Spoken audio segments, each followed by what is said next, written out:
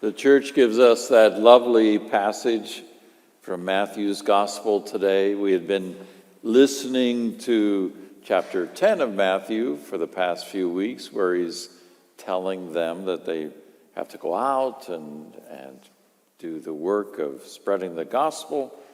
But then it skips most of chapter 11 to get to this. And while it's beautiful, I think it is helpful to know what was skipped. So if you don't mind, I'm going to tell you a little bit about what was skipped. So at the beginning of chapter 11, Jesus had finished commissioning all the disciples. He had been doing all kinds of miracles, and he had been preaching. And he's out walking along with the disciples. And a couple of John's disciples come up and say, are you the one who is to come, or do we wait for another? And Jesus is like, what? Tell John what you see and hear. Look what I've been doing. I think Jesus, at the beginning of chapter 11, when he's responding there, gets in a bad mood. Just think of that. Because then they leave to go back to John, and he turns to the disciples and he says, this is so frustrating. John came proclaiming, the good news. He did not eat or drink, and they said he was nuts. And I come eating and drinking, and they say I'm a glutton and a drunkard. You just can't please these people. Then he goes on a little further and he says, woe to you, Bethsaida. Woe to you, Chorazin. Woe to you, Capernaum. Because if the things I did to you in you had happened in Tyre or Sidon, they would have repented. Woe to you. Think, whoa, he's not in a good mood. But I think we can learn something here, because he's in that kind of bad mood. And you think, well, even Jesus gets in bad mood. Sometimes he's human. So he's just off that day. But then he stops to pray.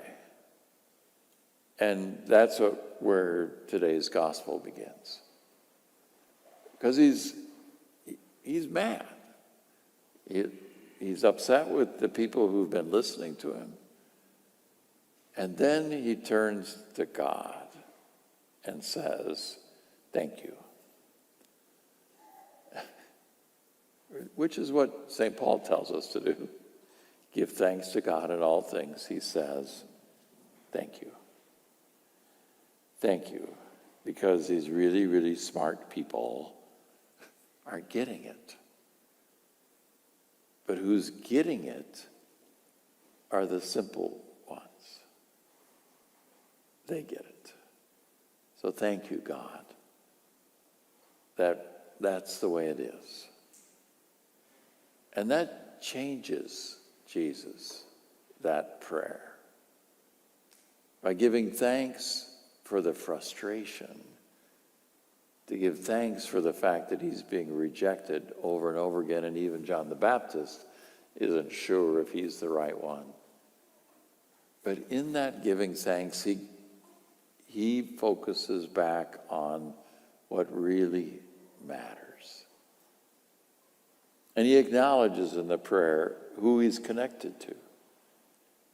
And he says, people don't know God unless they know me, and that unity is there, and so I continue to reveal the Father.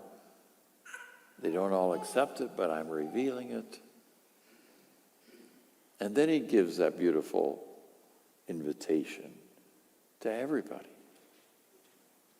Come to me, and I'll give you rest. Take my yoke upon your shoulders. Learn from me, for I am gentle and humble.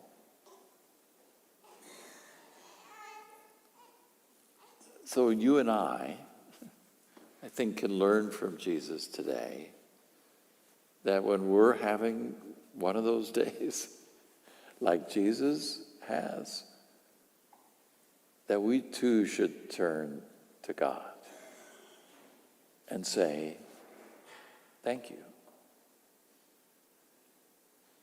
And then learn from him that the most important thing for Jesus in this passage today is that we are empty.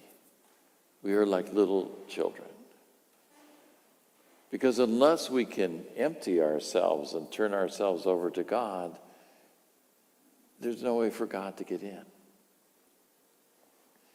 There's a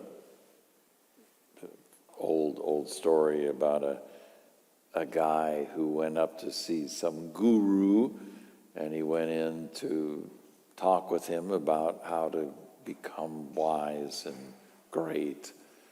And he's talking to the guru, and then he tells this leader about all the things he's done, how talented he is, all the work he's done. And the spiritual guru keeps listening to him, and finally the guru says, "Do you want some tea?" And the guy says, "Yeah, I'd like some tea." So he gets out a teacup and he starts pouring tea into his cup, and he fills the cup totally up, and then he starts filling it more than up, and it's flowing all over. And the guy says, stop, the cup's full. And the guru says, "Yeah, it's the same way with you. You're full. There's nothing I can do for you," because he was so caught up in himself that it wasn't possible for any new goodness to come in. And so for we have to be like those little ones that Jesus talks about, because they're the ones who are able to receive. And then he gives 3 instructions in his little message. So where are we supposed to go? We're supposed to come to Jesus. That he's the one, that relationship is what matters. We are to learn from him. So to take on what he teaches. And if we've been listening the last few weeks, it's not easy. When he sends his disciples out, it's not easy. So it might seem strange when he says, "My yoke is easy and my burden light." Think, I don't think so.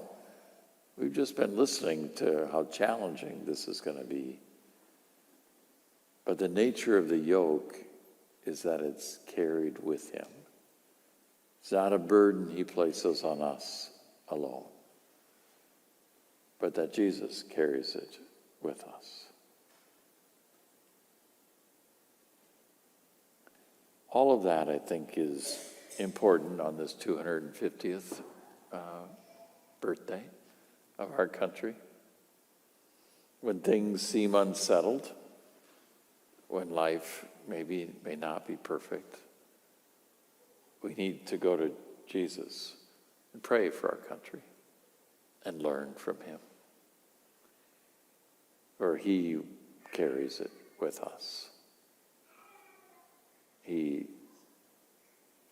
gives us a yoke that he also carries. And with that, then there's a future for all of us.